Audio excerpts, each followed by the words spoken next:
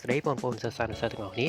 បាទចឹងឥឡូវថ្ងៃនេះយើងសិក្សាបន្តទៅទៀតនៅក្នុងមេរៀនទី4រូបធរណីមាត្រដដែលបាទចឹងថ្ងៃនេះគឺខ្ញុំសូមលើកយកទៅនឹងរូបចតុកោណកែងបាទចឹងរូបធរណីមាត្រគឺមានច្រើនបាទថ្ងៃមុនគឺខ្ញុំបានបង្ហាញអំពីរូបការ៉េបាទចឹងថ្ងៃនេះគឺយើងចូលដល់រូបចតុកោណកែងបាទចឹងដើម្បីចូលដល់ការលម្អិតនេះគឺខ្ញុំសូមបង្ហាញទៅលើនិយមន័យថាដូចម្ដេចដែលហៅថាចតុកោណកែងបាទចឹងចតុកោណកែងគឺសំដៅទៅលើរូបធរណីមាត្រដែលមានជ្រុងឈោមស្មើគ្នា2មានន័យថាជ្រុងវាគឺមាន4អញ្ចឹងមានន័យថាជ្រុង2ហ្នឹងគឺវាស្មើគ្នាហើយនឹងមានមុំទាំងអស់ហ្នឹងគឺមានចំនួន4ដែលជាមុំកែងបាទអញ្ចឹងខ្ញុំសូមអានភាសាទៀតចតុកោណកែងជារូបធរណីមាត្រដែលមានជ្រុងឈោមស្មើគ្នា2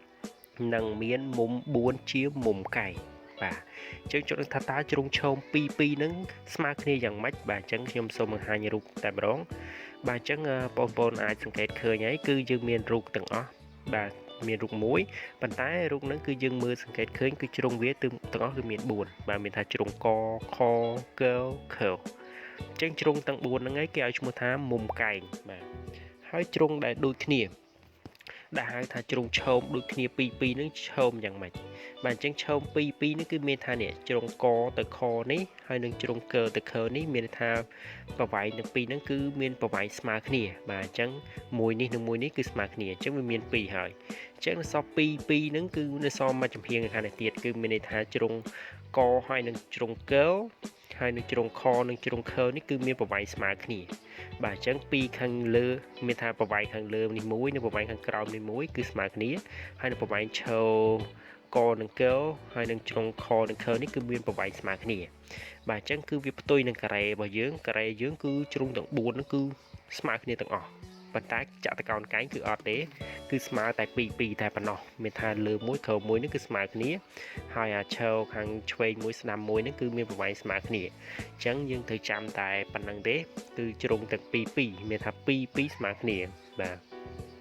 អញ្ចឹងយើងអាចសរសេរថាចតុកោណកែងដែលមានជ្រុងឈោមស្មើគ្នា2ហ្នឹងគឺមានជ្រុងកខហ្នឹងបាទមានថាកទៅខនេះគឺស្មើជាមួយនឹងក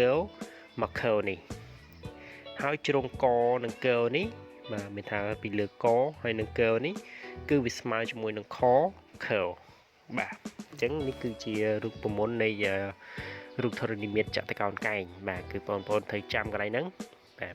អញ្ចឹងឥឡូវខ្ញុំសូមឧទាហរណ៍មួយទូចមកទៀតបាទឥឡូវឧទាហរណ៍ថាជ្រុងយើងឃើញហើយបាទគឺឈោមប៉ុណ្ណឹងឥឡូវឧទាហរណ៍ថាខ្ញុំសរសេរបែបនេះមានន័យថាជ្រុងកទៅខហ្នឹងគឺមានប្រវែង8ម៉ែត្រហើយជ្រុងកមកកនេះគឺមានប្រវែង3ម៉ែត្របាទអញ្ចឹងឧទាហរណ៍ថាខ្ញុំសួរថាតើនេះពីកមកខនេះមានប្រវែងប្រមាណម៉ែត្ររីឯខមកខនេះមានប្រវែងប្រមាណម៉ែត្របាទអញ្ចឹងគឺបងប្អូនត្រូវចងចាំនិយមន័យរបស់យើងគឺគេថារូបចតុកោណកែងគឺជារូបធរណីមាត្រដែលមានជ្រុងឈោមស្មើគ្នា2និងមានមុំកែង4បាទអញ្ចឹងបើយើងគិតទៅគឺមានន័យថាយើងធ្វើយ៉ាងម៉េចឲ្យស្មើបើមានថាប្រវែង2ហ្នឹងគឺមានប្រវែងស្មើគ្នាអញ្ចឹងបើសិនជាកមកខនេះមានប្រវែង8ម៉ែត្រហើយអញ្ចឹងកមកខនេះមានប្រវែងប្រមាណបងប្អូនគិតមើលបាទ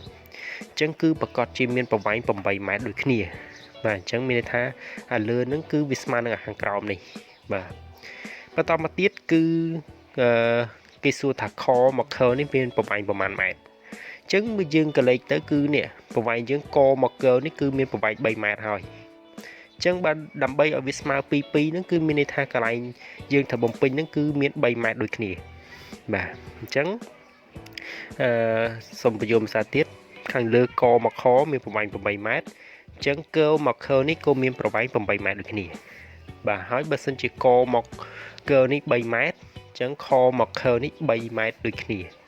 បាទអញ្ចឹងអាហ្នឹងហើយបានគេហៅថាជ្រុងដែលមានជ្រុងឈោម2ហ្នឹងស្មើគ្នាបាទមានថា2ខាងលើខាងក្រោមហើយនឹង2ខាងឆ្វេងខាងស្ដាំហ្នឹងគឺមានប្រវែងស្មើគ្នាអញ្ចឹងយើងមិនអាចសរសេរឧទាហរណ៍ថាកមកខនេះ8ម៉ែត្រតែតកមកខនេះ9ម៉ែត្រគឺអត់ទេអញ្ចឹងគឺយើងតម្រូវធ្វើយ៉ាងម៉េចឲ្យស្មើគ្នាតែម្ដងបាទអញ្ចឹងគឺខាងលើប្រមាណខាងក្រោមប៉ុណ្ណឹងរីឯចំហៀងប៉ុណ្ណាគឺប៉ុណ្ណឹងដូចគ្នាបាទអញ្ចឹងយើងមិនអាចសរសេរ ពីកមកកនេះ8ម៉ែត្រទេណាបើសិនជា8ម៉ែត្រអាហ្នឹងទៅជាការ៉េហើយអញ្ចឹងចតុកោណកែងគឺជារូបធរណីមាត្រដែលមានជ្រុងឈើមពីរស្មើគ្នាបានប៉ុណ្ណឹងបាទអញ្ចឹងនេះគឺជានិយមន័យ